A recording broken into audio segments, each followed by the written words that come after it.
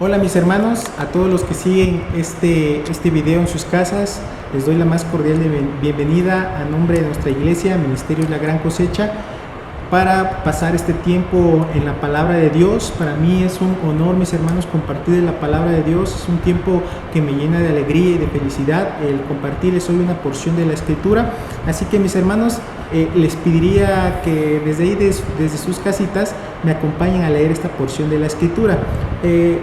Vamos a ver el Salmo 91. Es un salmo muy hermoso, mis hermanos. Es un salmo además muy conocido, ¿a poco no?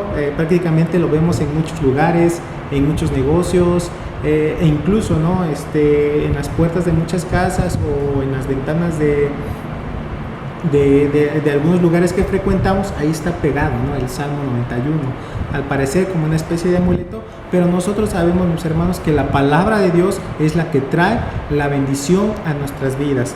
Así que desde ahí donde están, mis hermanos, acompáñenme a leer este Salmo 91. Vamos a ver estas 4 partes en las que se divide el Salmo 91, que me han llamado poderosamente la atención en estos días, en estas fechas, y más con lo que estamos pasando hoy en día. Así que vamos a darle lectura, mis hermanos, y dice así: el que habita al abrigo del Altísimo morará bajo la sombra del Omnipotente. Diré yo a Jehová, esperanza mía y castillo mío, mi Dios en quien confiaré. En estos primeros 2 versículos, mis hermanos, me llama mucho la atención cómo es que este Salmo 91 empieza a decir: el que habita al abrigo del Altísimo va a morar bajo la sombra del Omnipotente. Y este primer término de habitar es el que me llama poderosamente la atención, porque habitar, mis hermanos, se refiere a algo que dura, algo muy duradero. Habitar nos remite a nuestra casa, porque nuestra casa es donde nosotros habitamos, donde nosotros vivimos. Y este término, esta noción, nos remite a que vamos a nosotros a pasar un tiempo prolongado, muchos años de nuestra vida, un tiempo dedicado a un lugar. En este caso puede ser nuestra casa, también puede ser nuestra escuela, nuestro trabajo, mis hermanos. Ahí pasamos también mucho tiempo considerado, que hasta cierto punto nosotros podemos decir que vivimos en la escuela, que vivimos en el trabajo, o que vivimos en otro lugar con diferentes ocupaciones. Así que cuando nosotros hablamos de habitar, nos referimos también a nuestra casa. ¿Y por qué a nuestra casa, mis hermanos? Pues ahí, en nuestra casa, nosotros vivimos, construimos nuestra vida. Ahí en nuestra casa nos relacionamos con nuestra familia. Y no solo me refiero a las 4 paredes y el techo que componen nuestra casa, y con sus cuartos y el patio y todo, mis hermanos, sino me refiero, mis hermanos, a todo lo que implica habitar nuestra casa, a las convivencias, al descanso, habitar en cuanto a que nosotros llegamos ahí a desempeñarnos, mis hermanos, tal cual somos nosotros, ahí en nuestra casa. Así que el Señor también, mis hermanos, quiere que nosotros habitemos en su presencia. Por esto este salmo comienza a decir: el que habita al abrigo del Altísimo.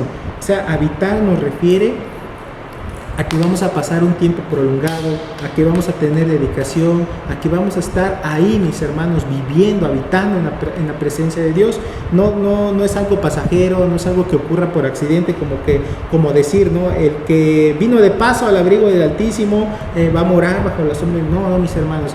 Habitar se refiere a esto, implica tiempo, implica dedicación, implica esfuerzo, implica muchas cosas. Es algo más profundo, mis hermanos, que solo decir que fuimos de paso, que nada más estuvimos por un momento breve.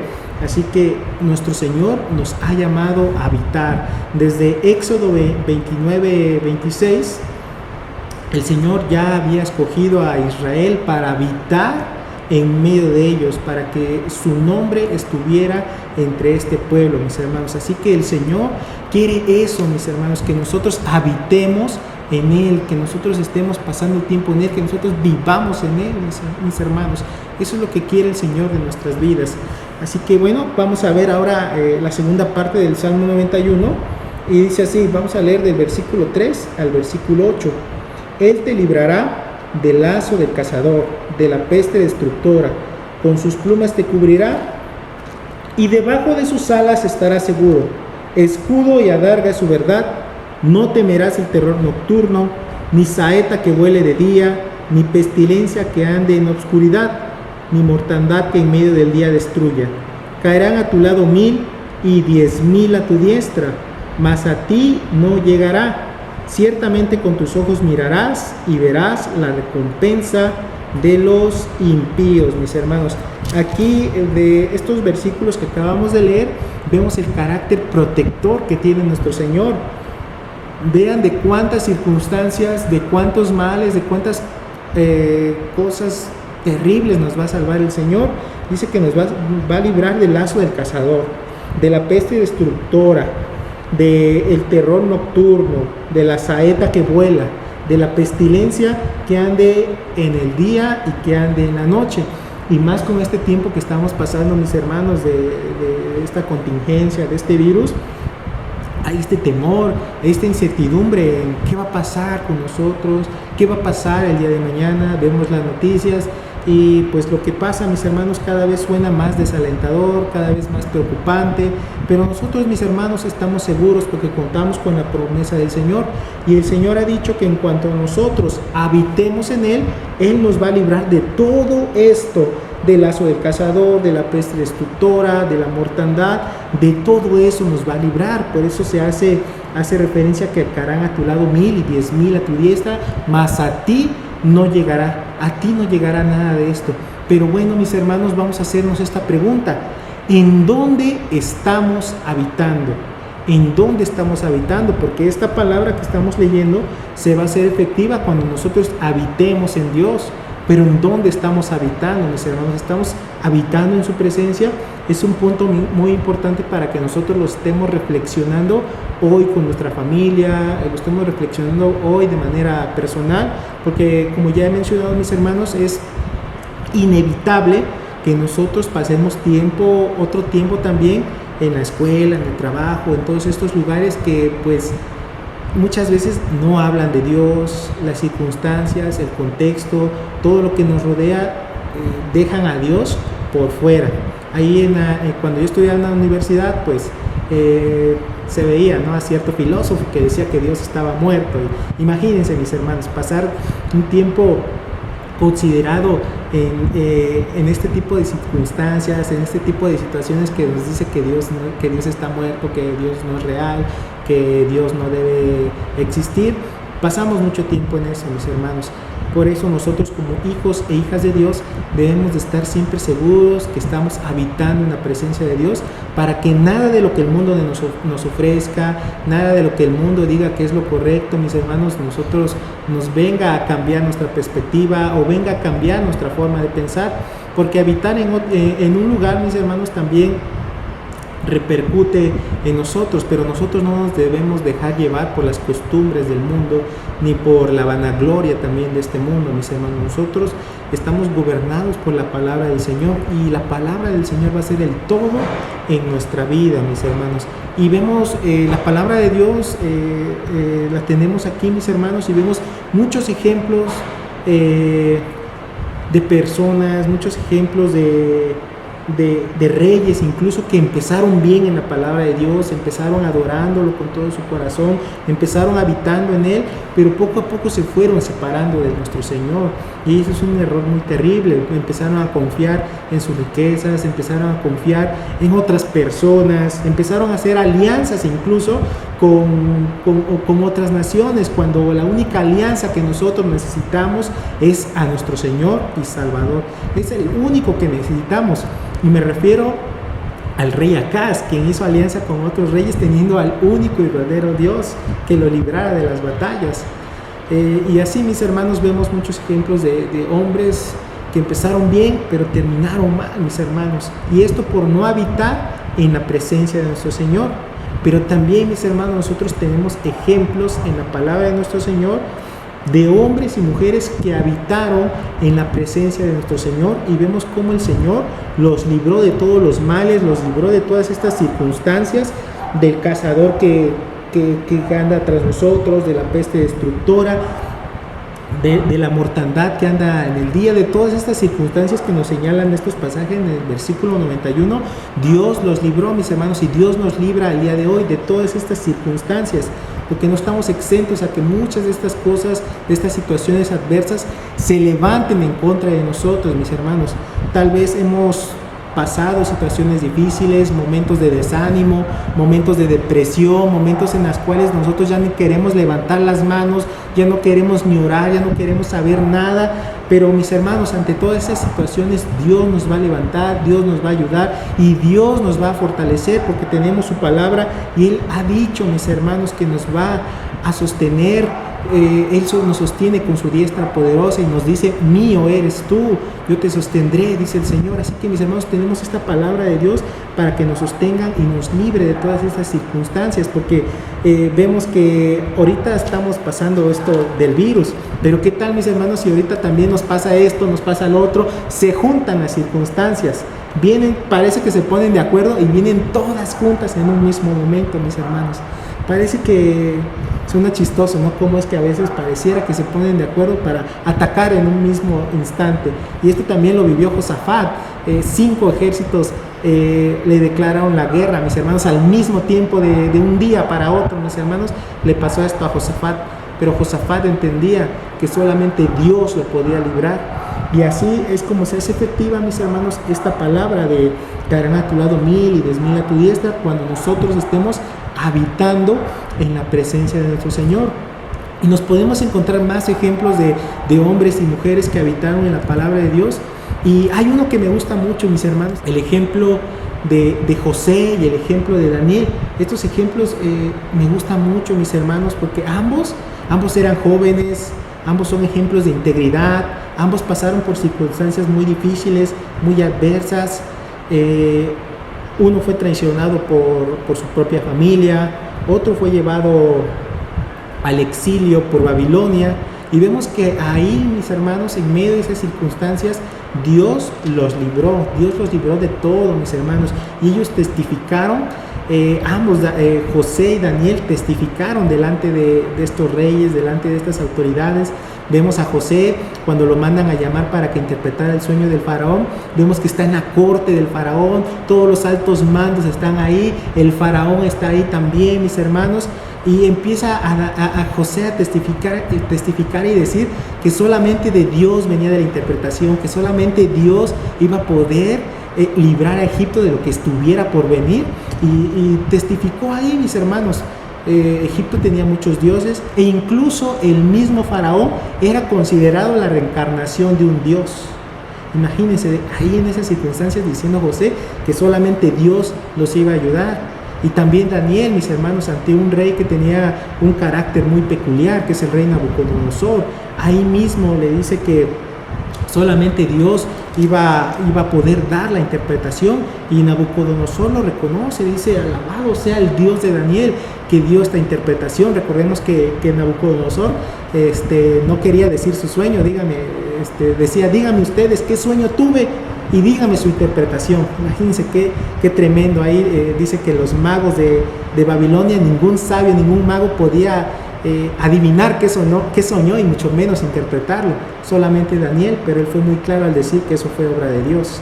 Así que vemos, mis hermanos, muchos ejemplos de cómo Dios libra, de cómo caen 1000 a un lado y 10.000 al otro, más a nosotros, mis hermanos, no va a llegar.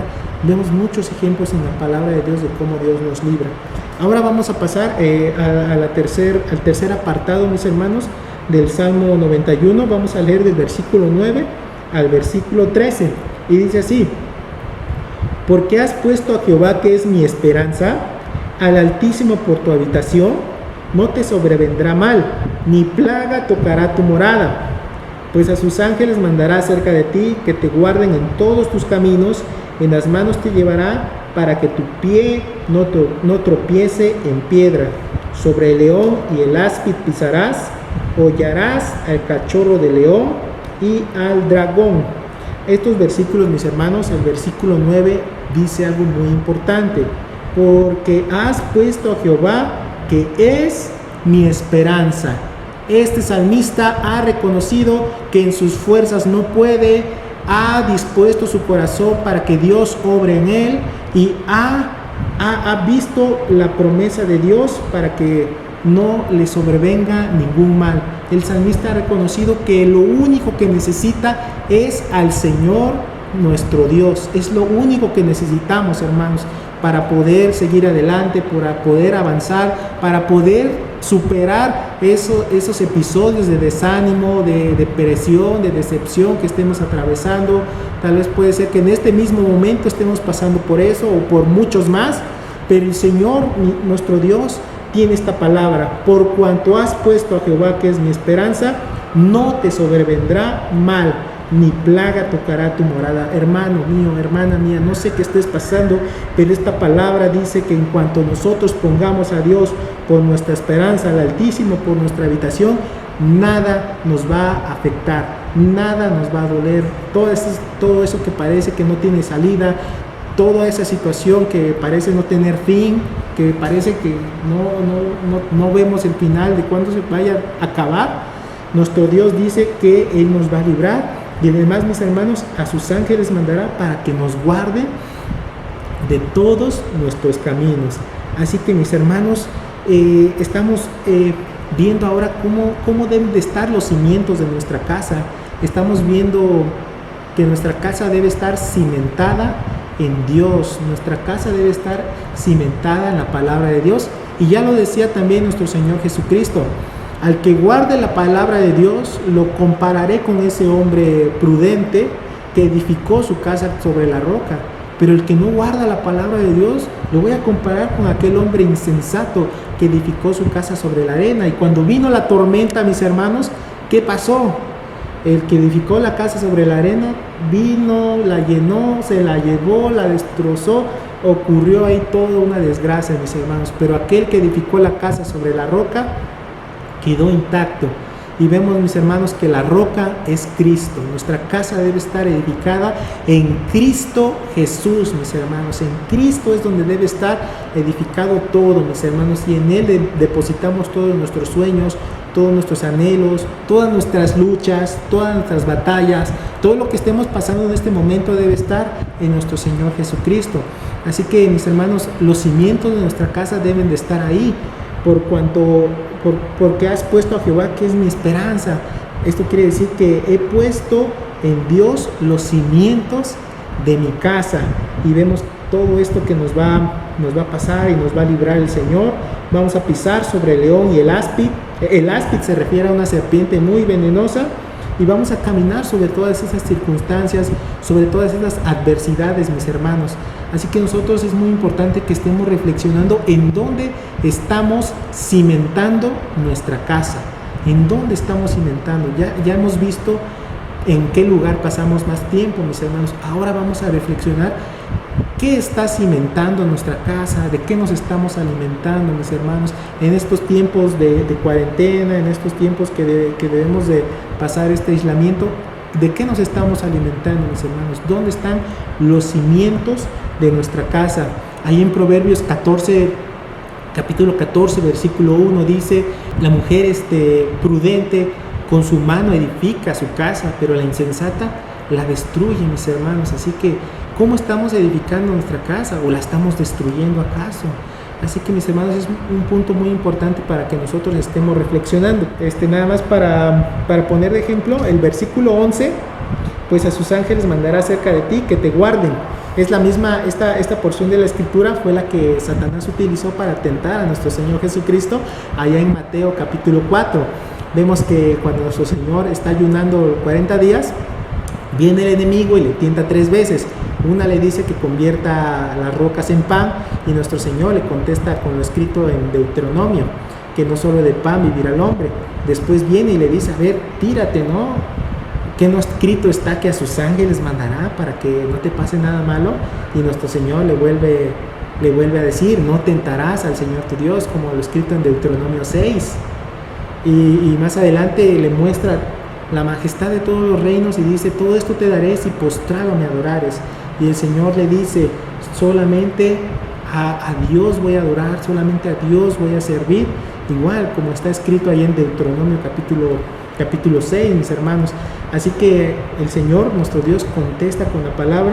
Y es también, mis hermanos, el Señor puede librar la tentación, puede hacer que su pie no tropiece, porque Él está cimentado en el Señor. Vemos que Jesucristo pasaba tiempo también leyendo de la palabra.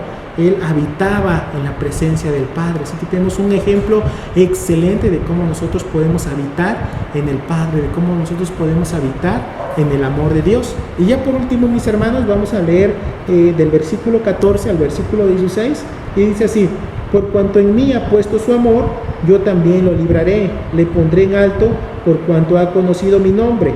Me invocará y yo le responderé. Con él estaré yo en la angustia, lo libraré y le glorificaré. Lo saciaré de larga vida y le mostraré mi salvación. Nosotros, mis hermanos, tenemos un enorme tesoro que es nuestro Señor y Dios. Nuestro Señor desde siempre se ha interesado en habitar en medio de nosotros. Ya vemos que escogió una nación que sería el ejemplo de todas las naciones para habitar, mis hermanos. Escogió a Israel para habitar. Después el Señor mandó a edificar un altar, mandó a edificar un arca del pacto donde también su presencia estuviera.